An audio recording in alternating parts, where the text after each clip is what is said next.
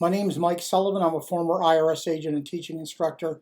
I've been working at IRS or in private practice since 1973, and I'm here to give you insider information.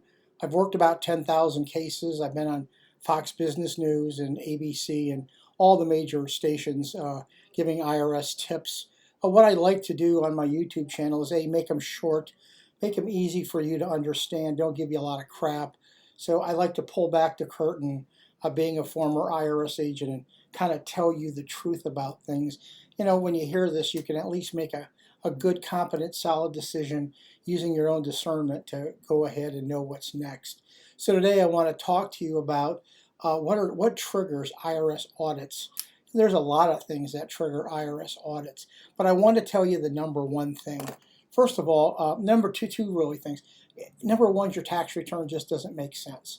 So many people send me their tax returns, and you got to wonder who filled these returns out. You have an income at 20,000 and you have business losses at 40 or 50,000. Your tax return has to make sense to any normal person looking at the tax return.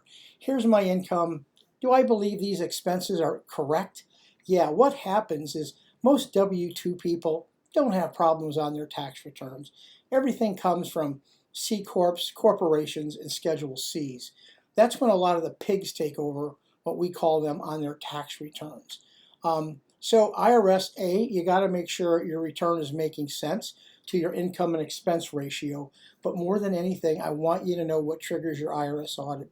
It's called the Diff Score, the DIF score. It stands for Discriminatory Index Function Score. What happens is this. IRS has a series of algorithms, and once your tax return goes into the Internal Revenue Service, they run this algorithm check based on your income, your expenses, your losses, your gains, everything.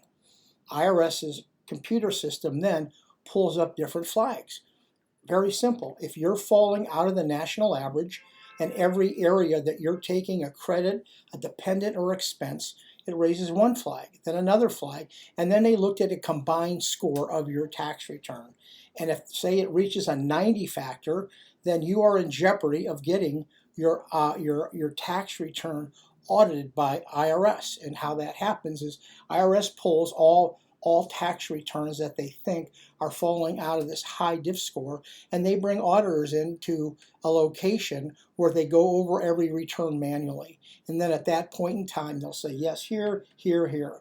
So I just want to give you caution if you have everything ending in zeros, if you have foreign income sometimes, if you have too high of an interest deduction, travel and entertainment. These are things that really kick out IRS audits. But just remember, your return has to make sense. The W-2s, people, you don't have a worry about. Always, IRS is going to look at a credit that you take. Credits are really, really big. Earned income credits, any new credit, IRS is going to look at that return and make sure that you're allowed to take those credits.